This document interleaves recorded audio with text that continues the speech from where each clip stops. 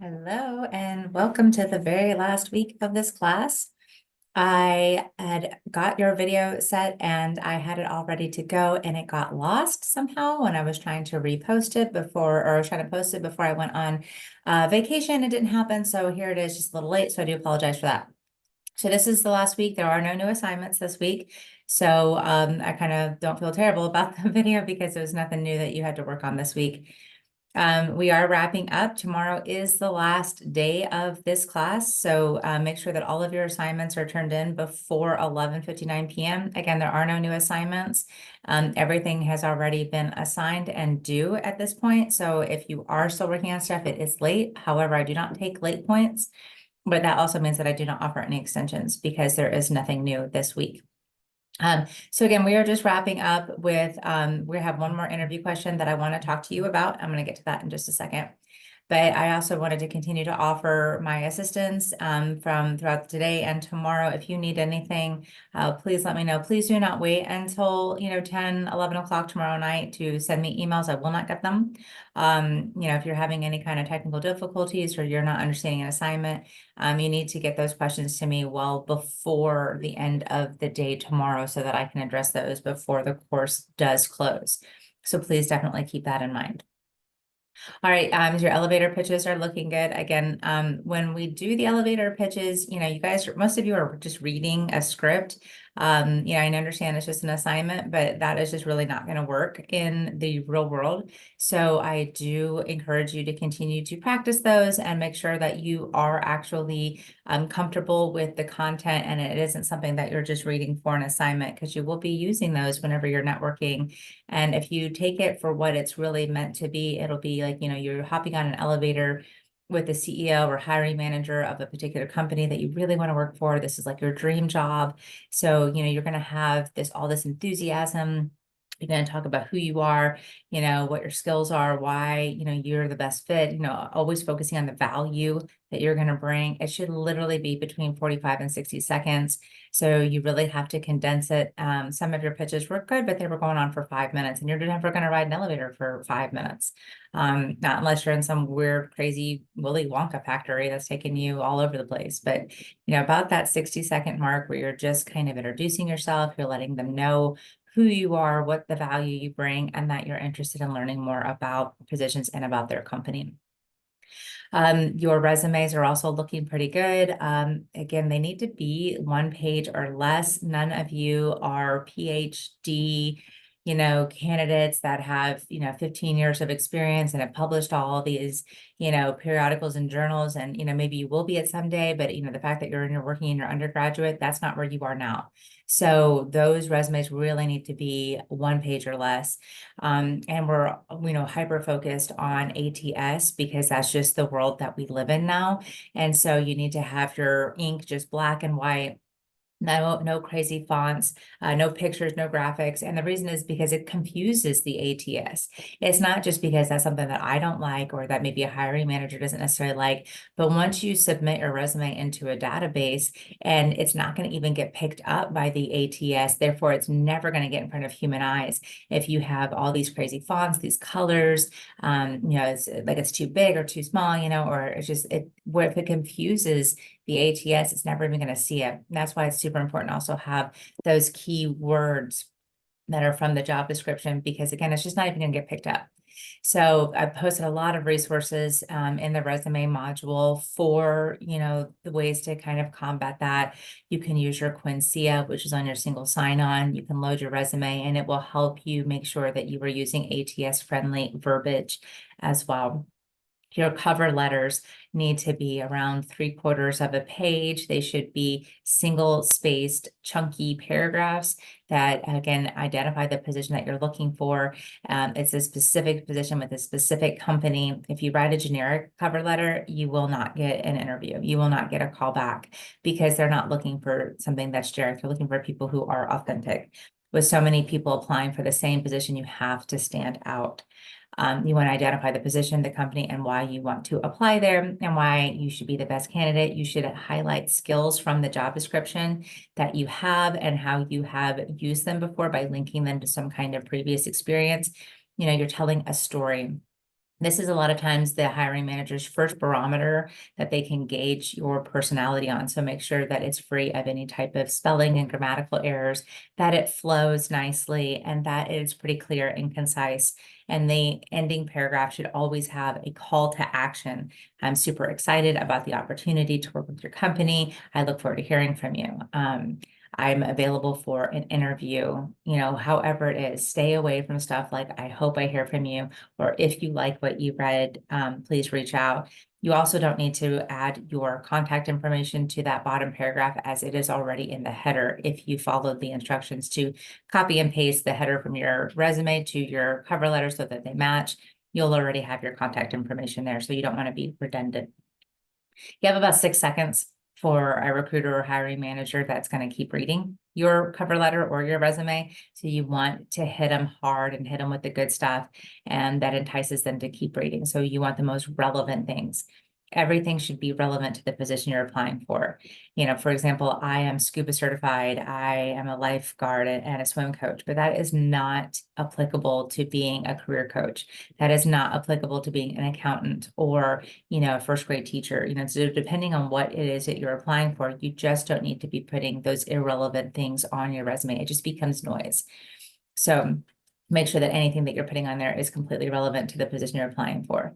Your hard skills, which is going to be like if you have any kind of IT certifications, you've taken a certain course, you've taken certain coursework that says that you're an expert in that, whether that's Microsoft Office or, maybe Adobe Photoshop or, SPSS or, Sigma, Six Sigma, and stuff like that. Those are the hard certifications that really do definitely need to be on your resume. And then, of course, your soft skills, or say like your employability skills or transferable skills, those should be infused throughout your resume with some type of quantifiable, measurements to basically offer tangible evidence that you do possess these skills. So if you just list, good communication skills, interpersonal skills, problem solving, it's like anybody can say that, but it'll just get disregarded by a hiring manager unless you're talking about how you employed those good communication skills. So anyway, I hope you have found the advice that I've given you and the recommendations and suggestions to be helpful. I do remain your career contact even after this course is ended. So you are welcome to make appointments with me on Handshake through single sign-on. I have drop-in office hours, which will change in the fall semester when I know when my classes are. So I'll have that up. You're welcome to come by. You can email me at any time. If you ever need me to look over your resume, cover letter, if you need assistance looking for work or internships or anything like that, Takaragram and I stay your points of contact, and we're happy to help all the way through and past graduation should you need us after you graduate. So the last little piece I want to leave you with would be the very last interview question that you're going to be asked. If they don't ask you this question, then you probably just have a really novice interviewer, somebody who is just not very, acclimatized to how an interview should go. Maybe it's someone who's new, or maybe they're having a bad day, or they just might not be that interested and they're just trying to end the interview. But pretty much 99.99% of the time, the very last question they're going to ask you is, do you have any questions for us? Now, this is a pivotal interview question. You cannot leave the interview going, no, I'm good, thanks. That will almost immediately seal the deal that you're not going to progress, whether it's to a job offer or the next stage in the interview. So it is super important that while you are doing your research on the company ahead of time before you go into this interview, that you have several questions that you want to ask the interviewer, but you need to have more questions than you could possibly ask, for the simple fact that a real solid, true, engaging interview should be a back and forth conversation between you and the person interviewing you. It should not be an interrogation. It should be back and forth. You're asking questions, they're asking questions, you both are answering. Because if you think about it this way, you're also interviewing them as well. They're not doing you favors or anything like that. You are wanting to make sure that this is the best fit for you just as much as they are trying to make sure that this is the best fit for them. So you need to ask them questions. So hopefully, if it's a good interview, it's a good exchange of back and forth. You both are engaging in questions and answering. but they are going to ask you this question, do you have any questions for us? And you need to have a couple in your back pocket that you have not asked, because really the kiss of death in an interview is just to say, I don't have any questions. It kind of sends this message that you weren't prepared or that you're just not that interested. And if you're just not that interested, then why are you in the interview anyway?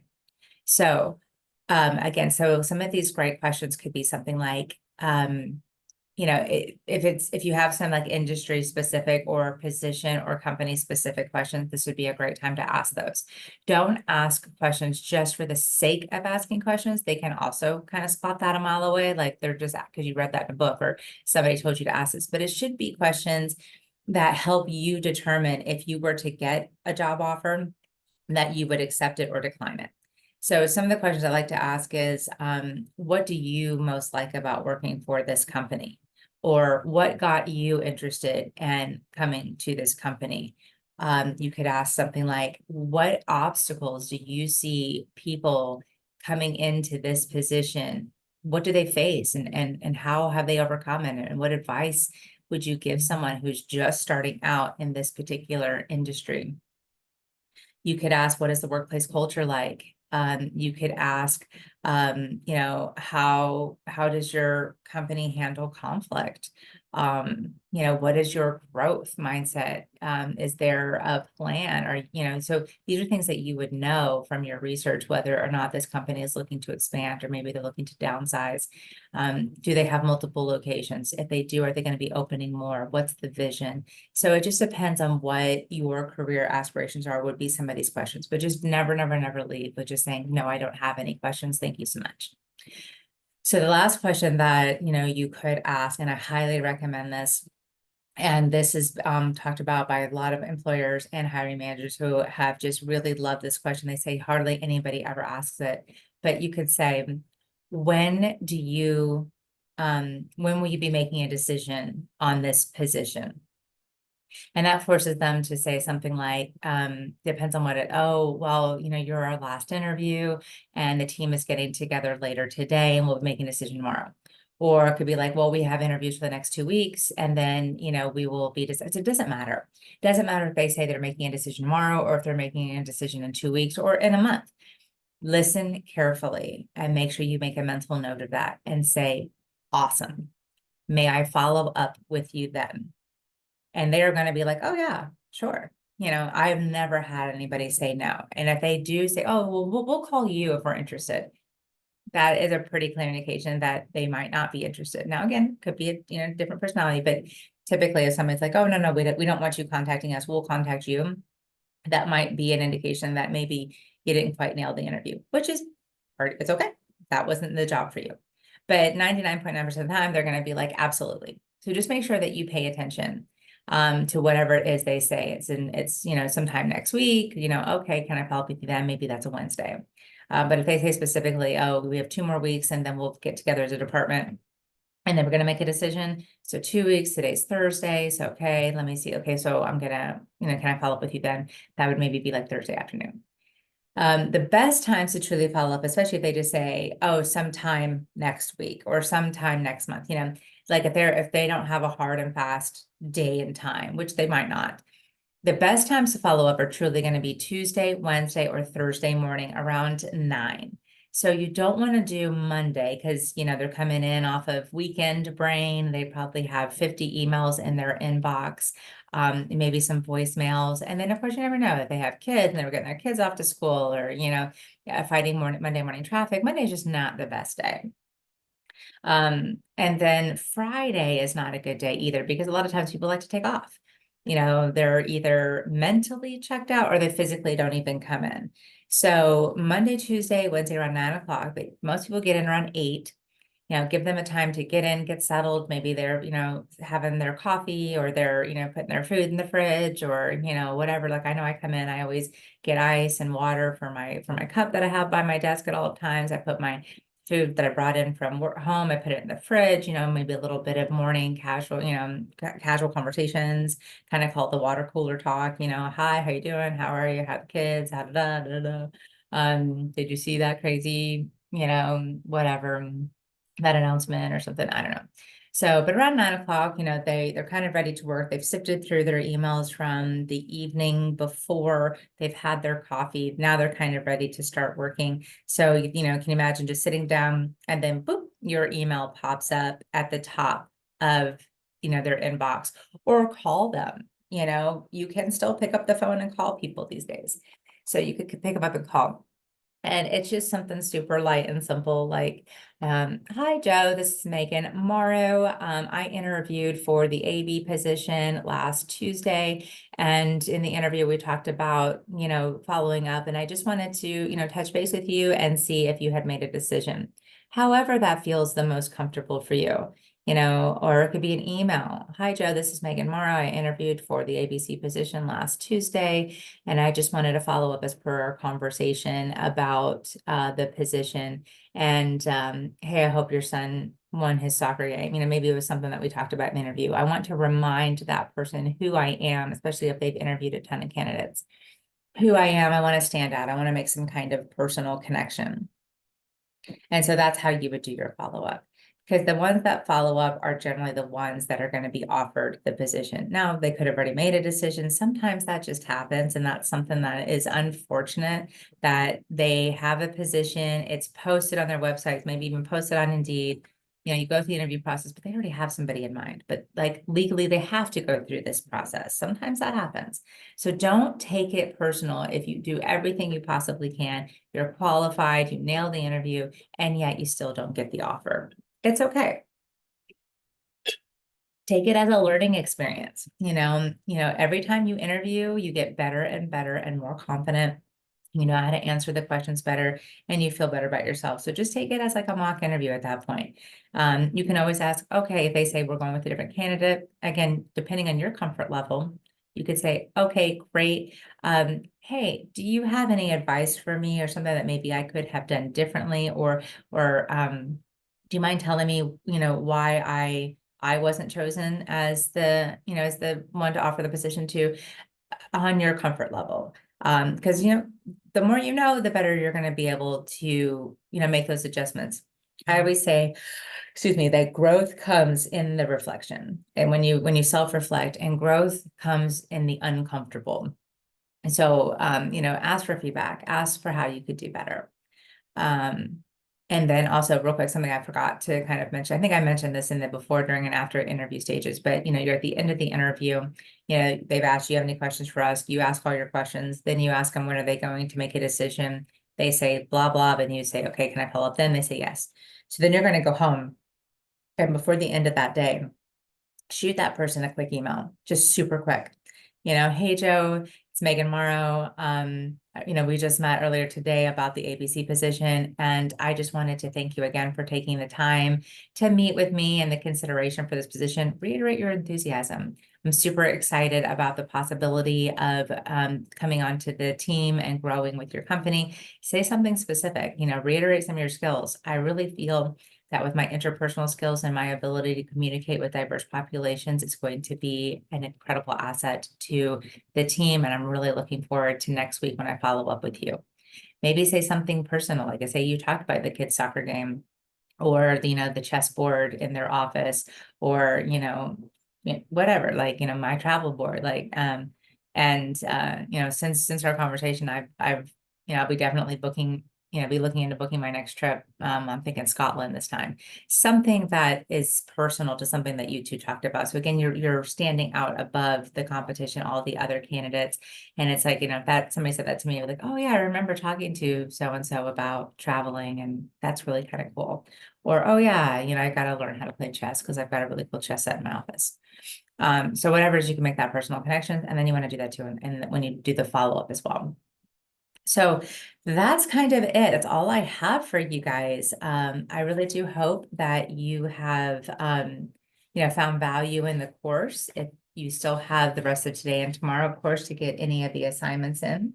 If you happen to have any questions, please don't hesitate to reach out. I am here for you. If you would like to join me on my employability skills series that I'm going to be doing every Wednesday, in the fall semester. And then I'll be doing hot topics, which will be once a month on Fridays. So just be looking for those dates. That's where I'm going to interview employers just about what new graduates can be looking forward to as they enter into the professional world. And then I'll also have a career coaching series that will also go into more career exploration as well as interview skills, resume cover letter, and then of course, salary negotiation. I go into pretty in depth with that. So again, I hope you found some value in that. I've enjoyed working with all of you. And if you need anything, I'm just an email away, guys. All right. Thank you for everything. Have a great one, and I will see you around campus. Bye.